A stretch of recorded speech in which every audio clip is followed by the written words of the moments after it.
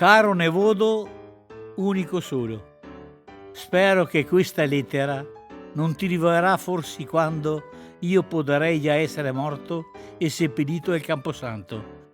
Ci faccio i corni. Ma intanto io, tuo nonno, ancora buon di capire, perché non sono ancora semo o perso, come qualcuno vorrebbe far credere, ti voglio scrivere quelle che sono le mie volontà del testamento che serrato nella cassaforte del notaio Nicodemi. Siccome quella marantega di mia figlia, la quale purtroppo è anche tua madre, non ci voglio lasciare neanche i cassetti sbusi che sono imbusati nell'armadio della camera da letto, io lascio tutte le mie sostanze e i miei affetti personali a te che mi hai sempre trattato da persona umana che non c'ha la stereosclerosi. Intanto ti faccio sapere che tutti i schei liquidi li sconti bene dentro le cogome che sono in cucina, così che sopra i mobili in alto nessuno immagina che c'è sconto qualcosa e non ci va a guardare arrampicandosi. Anche nel terzo parolo attaccato al trave del soffitto dentro c'è il libretto della banca muta del Veneto e dei buoni postali che ci ho fatto in posta anni fa, che non ci ho mai capito un'ostia, perché in posta non ci vado mai, neanche a spedire questa lettera, che ci mando un michietto con 100 lire di mancia, con la speranza che la fichi nella sfresa giusta, in dove tutti ci mettono le robe da mandare via. Ti lascio anche i soldi per la banda.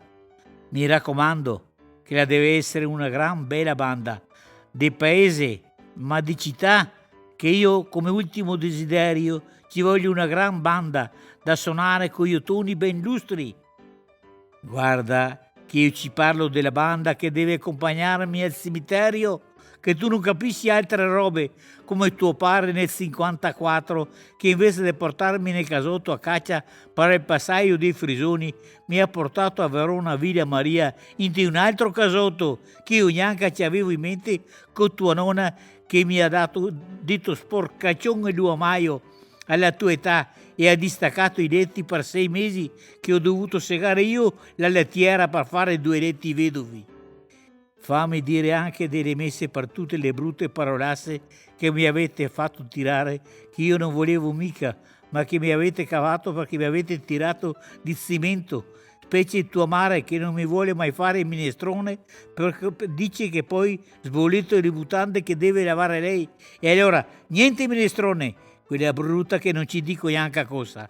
A lei non ci lascio neanche le grosse de formaio che troverai sconte nel comodino dove c'è l'orinale. Pare che ti ho detto tutte le mie volontà che ci avevo in mente di dirti. Adesso posso anche morire, anche se ci spero di arrivare almeno a 100 anni, per far dispetto a tua madre. Saluti dal tuo nonno che tu ci vuoi bene e anche lui, a te e a nessun altro. Giocondo.